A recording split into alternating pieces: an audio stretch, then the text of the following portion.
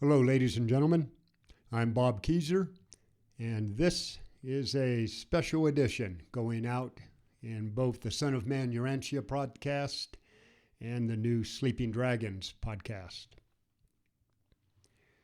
A call for transparency, the Urantia Foundation. This is a call for the Urantia Foundation to immediately provide full transparency as to the origin of the Urantia Book, all of the individuals involved in its transmission and editing, and any further transmissions or other people, agencies, or information that have been involved in the writing, publication, and dissemination of the Urantia Book to date. The purpose of this request is to help humanity find the truth necessary to move from an artificially imposed fear-based world to one of peace and eventually love and light.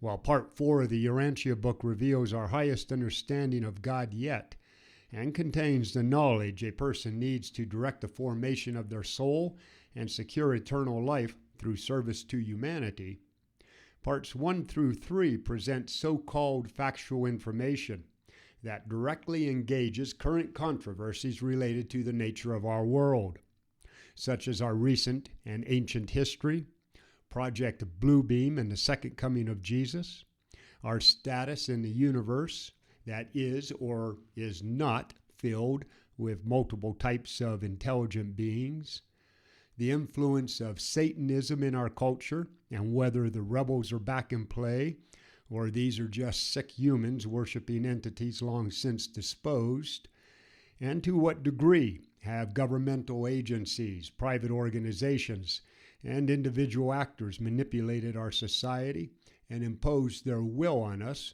for their benefit. It is essential in today's confusing world that the community of Urantia Book readers can decide for themselves the validity of the revelation.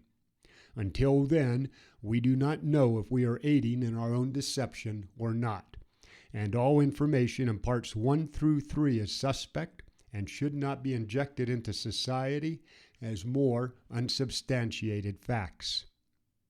The only thing we can be almost absolutely sure of, based on what we know about how power has operated in our world, is that Parts 1 through 3 of the Urantia Book have in some way, for some reason, and in part or in whole, been created, influenced, or compromised to support that power structure. And until we know exactly what has occurred, it is irresponsible to promote that information. Doing so compromises our integrity, adds more confusion in our society, and diminishes whatever relevance we, as those knowledgeable about the Urantia revelation, may have now or in the future.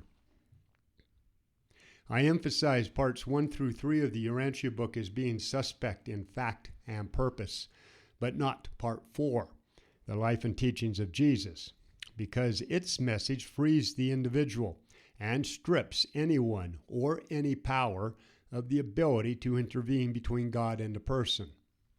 Part 4 places the world's power structure subservient to humanity, instead of them being our masters as they are now. The knowledge arising from Jesus' life frees humanity from earthly oppression and challenges us to accept our rightful place as sovereigns over an earth bound by the highest level of the Golden Rule, Jesus' commandment to treat all others as God, our mutual Father, would have us treat them. Part 4 tells us to validate its truth about the nature of God through our own experience with our own presence of God inside of us, rather than believing it just because it says so. The message is love.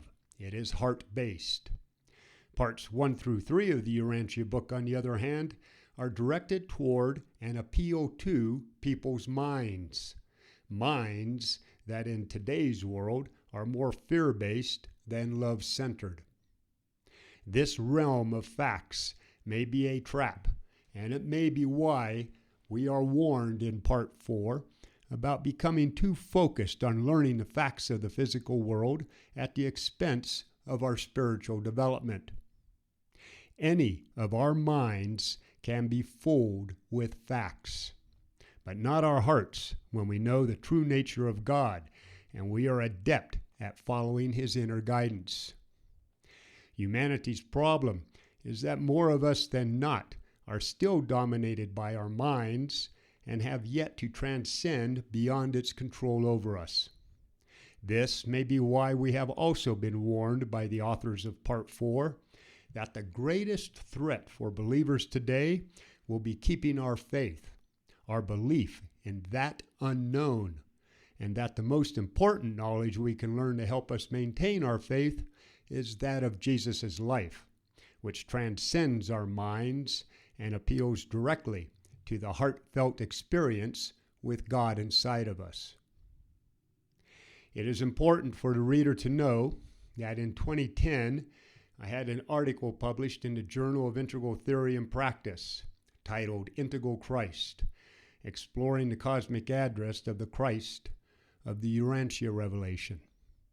I was proud to have published one of the first articles on the Urantia Book in a professional academic journal, and further honored when it was later discussed in Byron Belitsos' book, Your Evolving Soul, the Cosmic Spirituality of the Urantia Revelation. In Integral Christ, I discussed the Urantia Revelation and its origin, and the secrecy and controversy surrounding it before providing an integral analysis of the spiritual development shown in Jesus' life. It is apparent that I found value in Jesus' story for both those who believe in God and those who label themselves atheists, and that I was then willing to accept the origination story as presented by the Urantia Foundation with regard to Part 4, because that validation comes through the heartfelt sense of the truth. But that cannot be done with the factual information in Parts 1 through 3. That information needs to be validated on its own merit, and that cannot be done until the Urantia Foundation reveals the complete story of the origin of the Urantia Book and the people, groups, and entities that were involved with its publication, production, and dissemination. Given humanity's immediate need for the truth and the battle against those attempting to manipulate our world for their ends, it is the responsible thing to do, and the community has both the right to ask for transparency from the Urantia Foundation and the right to expect that it is given. Everyone, take action now and either email or call the Urantia Foundation and request that they immediately provide full transparency regarding the origin of the Urantia Book and the people and the groups that have been involved in its production. Godspeed, and please subscribe to the Son of Man Urantia Project, either on Substack or on YouTube. Defend your liberty. Protect the innocent ones. Get out there and serve man for nothing more or less than the sake of God. Bobby Keyser, out here.